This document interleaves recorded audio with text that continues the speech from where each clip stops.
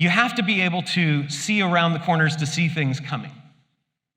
I have been reasonably fortunate. I have built $100 million and owned $100 million companies in 5 different industries, about 19, 10 million plus companies now.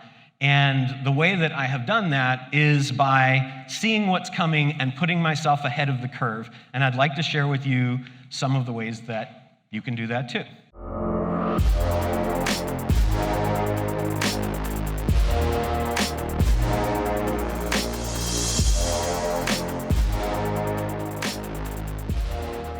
I have a 1000x matrix. I think that if you can 10x through innovation, 10x through optimization, and 10x through leverage, then you can 1000x. I'm pretty sure if you multiply those out, it comes out to like 1012. So in each of the ways that I like to do it, I'm going to talk with you about two because I don't have enough time to talk about them all today. But one is first principles reasoning, which comes from physics.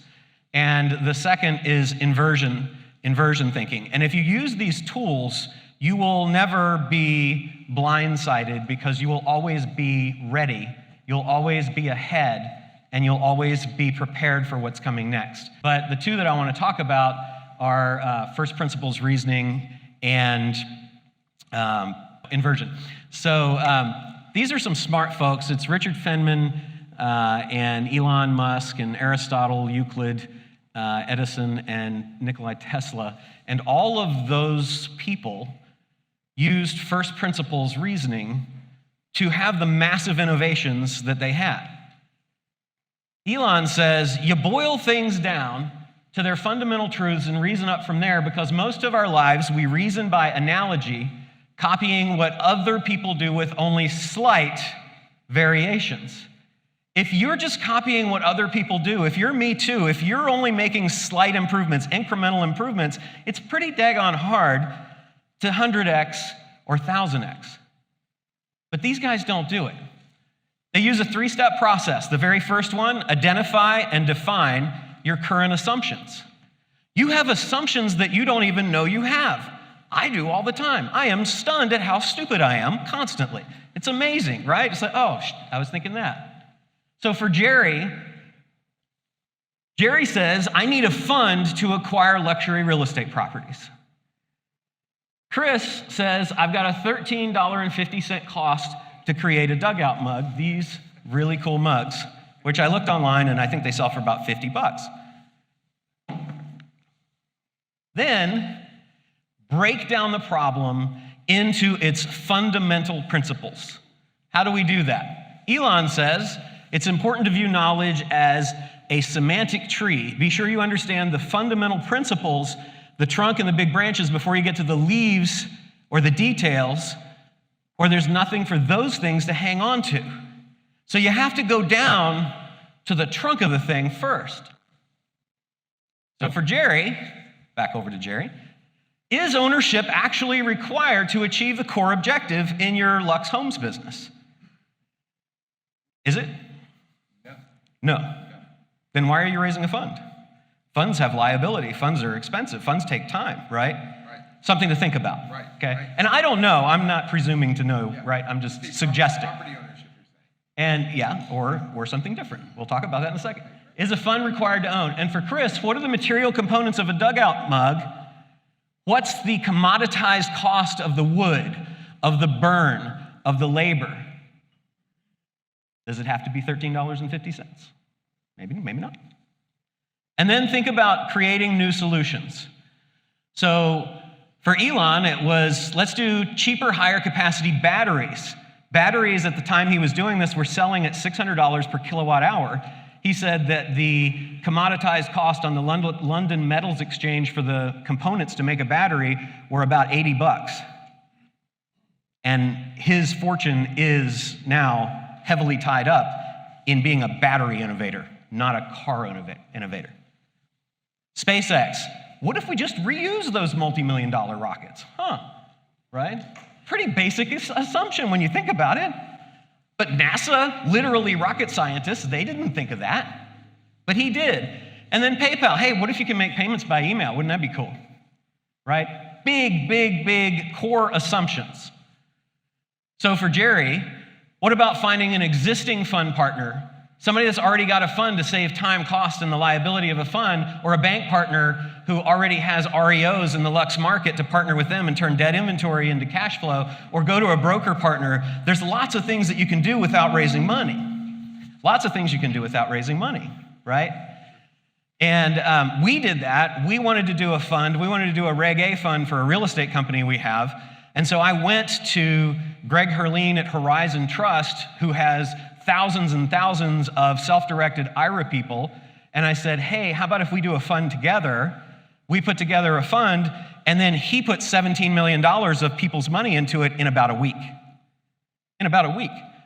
I have no liability. I have no lawyers to talk to. I have no customers to deal with, and it didn't take but a week. That's thinking outside the box, right? So you can do that too. And for Chris, where are you, Chris? What about Ra's not from bats? It's really awesome, and I love the story, but maybe there's and it could be that this is the premium model because it's from an actual bat, but maybe you go to the Philippines or Vietnam or China and you say, I just need to have wood that's shaped like this and looks like this from the start. I don't need it to be from a bat. What if we just started with this in mind? Could we get the cost down? And if we had the labor there, could we get the cost down maybe to $1.35? Because I bet you can. I bet you can get it for sure to $2.50, right? Your margin instantly is up 80, 90%, okay? The second thing is inversion thinking. So think about and plan for the exact opposite of what you want to happen. This was from a mathematician in Germany, Carl Jacobi, who said, man muss immer umkehren. Don't know if that's right or not. That's like when I speak Spanish, you know, hola, como estás? But think about the opposite. So Charlie Munger says, it's remarkable how much long-term advantage people like us have just by trying to be consistently not stupid instead of trying to be very intelligent. When you talk about people who are truly wealthy, their goal isn't typically to make money. It's not to lose the money they have. It's capital preservation. He also said, invert. Turn a situation upside down, look at it backward. What happens if all our plans go wrong? Tell me where I'm going to die so I don't go there. Pretty cool. So there's 3 steps for it. What do you want to happen? For me, I have a direct mail business. Yes, you can still make money doing direct mail. We send about 1 million pieces of direct mail a month. Done it for 26 years now.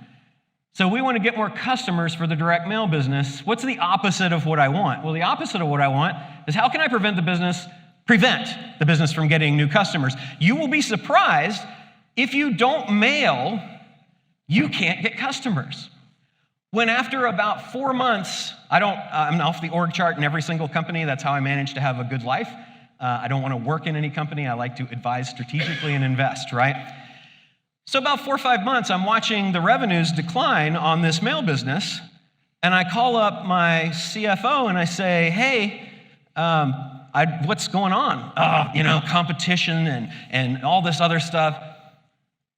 And so I say, okay, send me the mail records. I want to see the actual receipts. They didn't mail for 4 months. You know why? Do you know what the biggest expense of a mail business is? Printing and postage.